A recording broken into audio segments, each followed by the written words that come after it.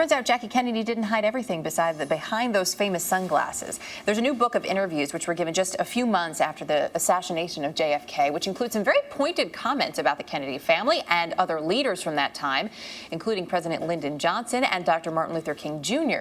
Joining us now is historian and CBS News analyst Douglas Brinkley. Nice to have you back with us this morning. Good morning. I don't know about you because, you know, this is sort of more your wheelhouse, but I have to say in reading some of this, it seemed surprising her candor in her comments on a lot of these folks. Well, I was surprised also. I mean, we have to remember she's talking on the tapes that Professor Arthur Schlesinger burned in early 1964, meaning made the tapes tracks with her. And, you know, she's talking about why Lyndon Johnson is perhaps not a fit person to be president of the United States. She has deep criticism for Martin Luther King Jr. She's trying to reveal what it was like to be married to John F. Kennedy.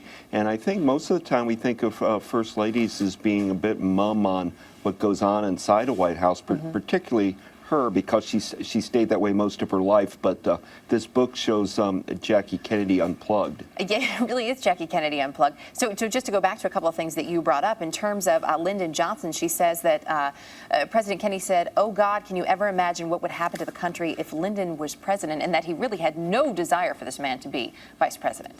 You know, that's not too surprising in this regard. Sure. In 1960, JFK didn't want Lyndon Johnson as his vice president. He took him because he needed to win the Texas delegates and win the Texas votes in the national election. Nevertheless, this quote's going to be affixed to Jackie Kennedy's name by historians now forever, and it just adds fuel to this notion that the Kennedys and the Johnsons didn't get along well at all. And she has some other kind of negative comments about LBJ throughout the book, and this, after all, is the sitting president while she's giving this interview. Exactly, and some negative comments about Lady Bird Johnson as well. She also says this about Martin Luther King Jr. "I just can't see a picture of Martin Luther King without thinking, you know, that man's terrible." That, too, will be connected with her now.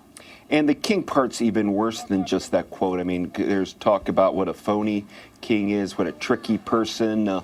She makes the accusation that when her husband was buried at Arlington Cemetery, that King was being taped by the FBI, and Bobby Kennedy had heard the tape where they were making ugly jokes about the death of John F. Kennedy. So there's some parts to that Jack versus Jackie Kennedy square off, if you like, that's going to be very cited in future books that deal with the 1960s. It's guaranteed.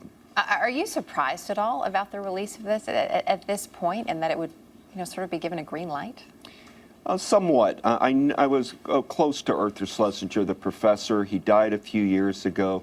Ted Sorensen, one of the other keepers of the flame, died. And I think Carolyn Kennedy thought it's the 50th anniversary right now of the Kennedy presidency, and this is sitting there. And it was time to let her mother have her say, and decided to come public with this. It's just a lot of the rawness of her feelings, I think, as a young woman she's only in her 30s when she's doing these tapes in 1964, is very different than the more poised and discreet Jackie Kennedy we got to know in the 1980s and 1990s. Yeah, well, fascinating stuff. Douglas Brinkley, good to have you with us this morning to break some of it down. Thanks.